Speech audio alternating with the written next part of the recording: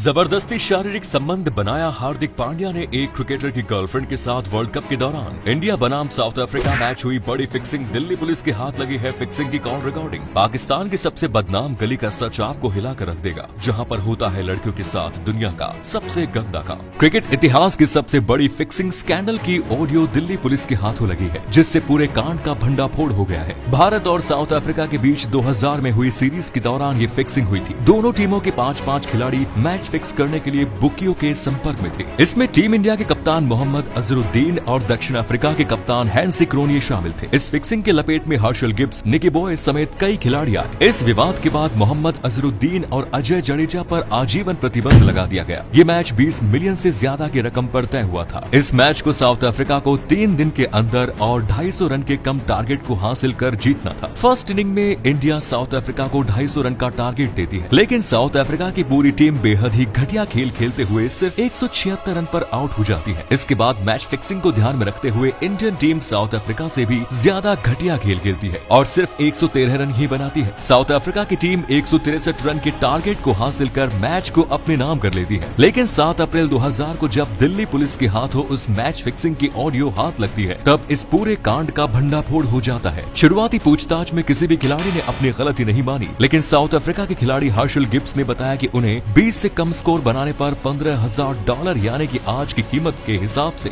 1 million से भी ज्यादा की कीमत मिली। इसके बाद हैंसी क्रोनिये ने भी अपने सारे कोल चिट्ठे खोलते हुए अपना गुनाह कबूल कर लिया। इस पूरे कांड में 6 खिलाड़ियों को बैन किया गया, जिसमें मोहम्मद अजहरुद्दीन और हैंसी क्रोनिये को जीवन भर के लिए क्रिकेट से बैन कर दिया गया। इसके बाद साल 2007 के वर्ल्ड कप में एक बार फिर फिक्सिंग ने सबको हिला कर रख दिया। इसमें पाकिस्तान जैसी खतरनाक टीम सबसे कमजोर माने जाने वाली आयरलैंड जैसी टीमों से बच्चों की तरह हार गई। जिसके बाद इस मैच को फिक्सिंग के शक की नजरों से देखा जाने लगा, क्योंकि इस मैच के बाद कुछ दिनों बाद ही पाकिस्तान के हेड कोच बॉब वुलमर की मौत हो जाती है। क्रिकेट एक्सपर्ट्स मानते हैं कि ये मैच फिक्स था, लेकिन इस मैच को फिक्सिंग की कसौटी पर कोई साबित नहीं कर पाया। साल 2010 में पाकिस्तान के 3 खिलाड़ियों मोहम्मद आमिर, आसिफ और सलमान मैच फिक्सिंग की साजिश रचते हैं। इस मैच में मोहम्मद आमिर और आसिफ एक खास समय पर नो बॉल डालकर मैच के परिणाम को बदलने की कोशिश करते हैं। ये मैच पाकिस्तान और इंग्लैंड के बीच खेला जा रहा था, लेकिन इनकी ये डील बाकी के बुकीज में लीक हो जाती है, जिसके बाद इनका पूरा भांडा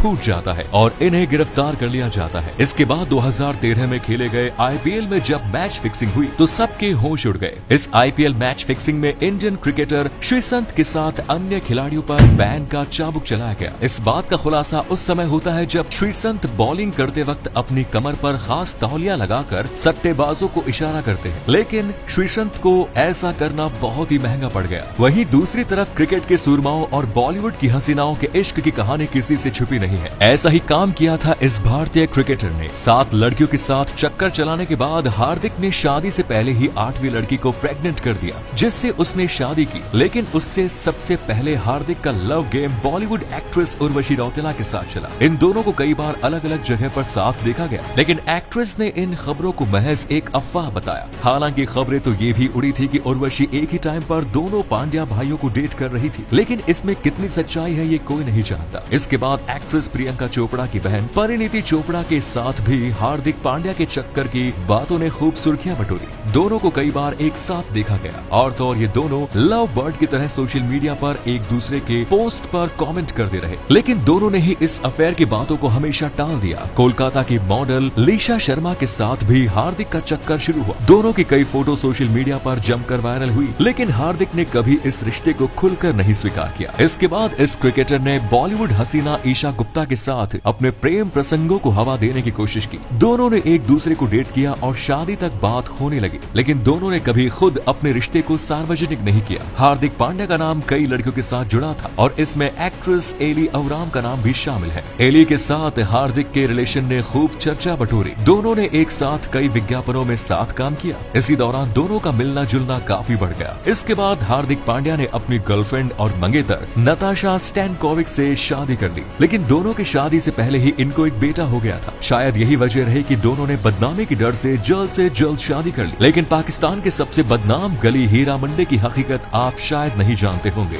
इस बाजार में जगह जगह से लड़कियां लाई जाती हैं और लोग अफगानिस्तान और उज्बेकिस्तान से महिलाएं खरीद कर लाते थे। जब यहाँ ब्रिटिश राज कायम हुआ तो उन्होंने हीरा मंडी को देह व्यापार की जगह मान लिया। दिन के समय हीरा मंडी पाकिस्तान के किसी सामान्य बाजार की तरह होता है, जहां ग्राउंड फ्लोर की दुकानों पर तमाम तरह के सामान, बढ़िया खाना और संगीत के उपकरण मिलते हैं। लेकिन शाम होते ही दुकानों के ऊपर की मंजिलों पर बने चकला घर आबाद होने लगते हैं। 80 से 90 के दशक तक इस जगह का एक अपना चुंबकीय आकर्षण था। लाहौर आने वाला कोई भी नौजवान यहाँ खिंचा चला आता था। ओरिजिनल हीरा मंडी से पाकिस्तान सिने उद्योग को कई मशहूर हीरोइनें मिल चुकी हैं। यहाँ के कुछ तवाइफों ने दुबई जैसे शहरों में म्यूजिक ग्रुप बना लिया है। यहाँ रहने वाली खानदानी पेशेवर तवाइफे थी, ज्यादातर मुजरा करा करती थी, लेकिन कुछ जिस्म फरोशी में भी थी। मुजरा करने वाली तवाइफे खुद को जिस्म फरोशी करने वाली तवाइफों से आला दर्जे की मानती थी। इन्हीं बदनाम गलियों पर संजय लीला भंसाली जल्द ही मूवी बनाने जा रहे हैं। कुछ लोगों का मानना है कि शायद खूबसूरत लड़कियों के चलते इसका नाम हीरा मंडी पड़ा होगा। पाकिस्तान के इस बदनाम मोहल्ले की हकीकत के आगे एक भारतीय सिंगर की हरकत ने सबको हैरान कर दिया।